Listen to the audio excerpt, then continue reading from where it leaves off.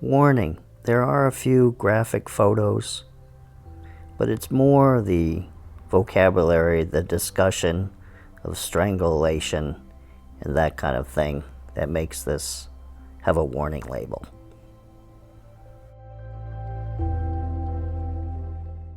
Episode 133, Jonbenet was strangled to death. Well, the first thought, Jonbenet had to be hit on the head, then strangled, because how else could it happen? I mean, if you strangle somebody, especially with a garrote, and you strangle them, and they die, and then they're dead. And so, why would you hit them on the head? So they had to have been hit, she had to have been hit first on the head, and then say an hour later, then she was strangled.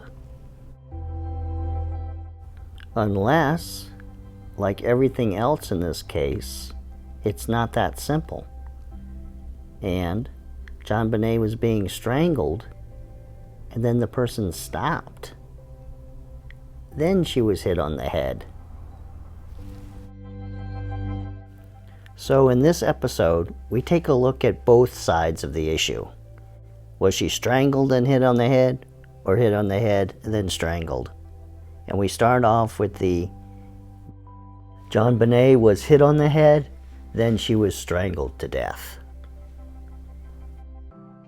This theory lines up with the eating the pineapple, then being struck on the head, because the brain swelling was about an hour's worth of brain swelling, and her digestion of the pineapple was about an hour also. So this theory lines up with Patsy, in a fit of rage, strikes Jonbenet with the trophy, or she bangs her head against the bathtub or the sink or something like that. And so, since Jonbenet does not regain consciousness, Patsy must make up a story to cover up her injury, and therefore did the garrote by herself or with John's help. Jonbenet was in the process of being strangled, and then she was hit on the head.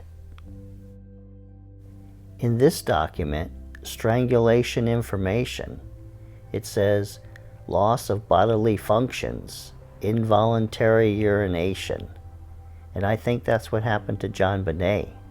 She was being strangled.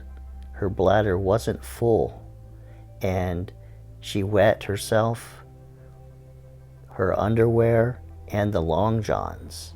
So there probably wasn't a lot of urine on the floor. One thing that there wasn't a lot of was blood. And that's because, in my opinion, she was being strangled, and therefore there wasn't a large flow of blood to her brain. And so when she was hit in the back of the head, there wasn't a great deal of blood loss, like there are most of the time when someone sustains a head injury.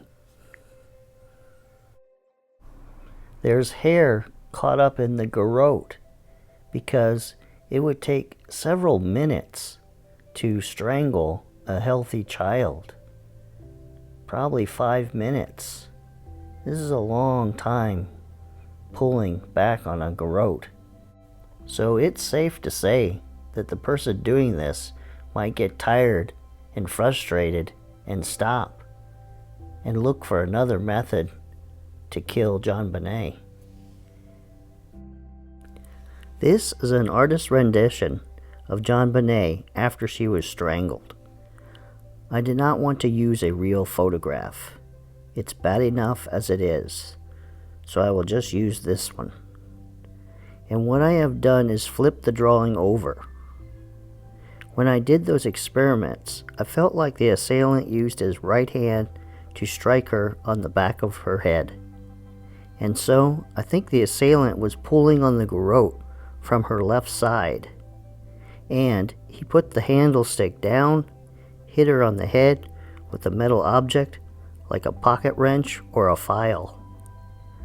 Also, the knot is going to move to the position on the neck from the direction that it's pulled from.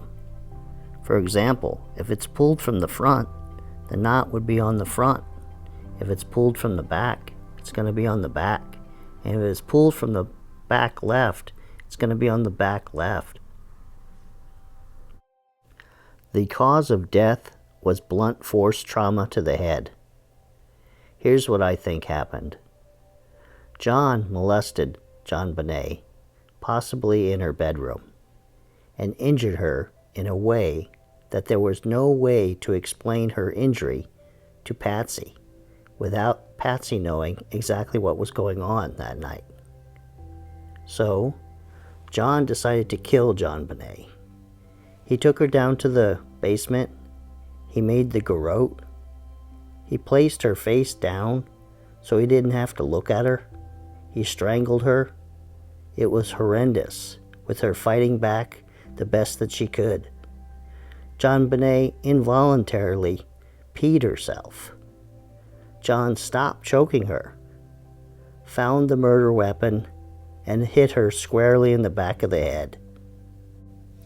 Then John hid Jonbenet's body away somewhere, and he thought about what was going to happen in the morning when Patsy realized Jonbenet was missing.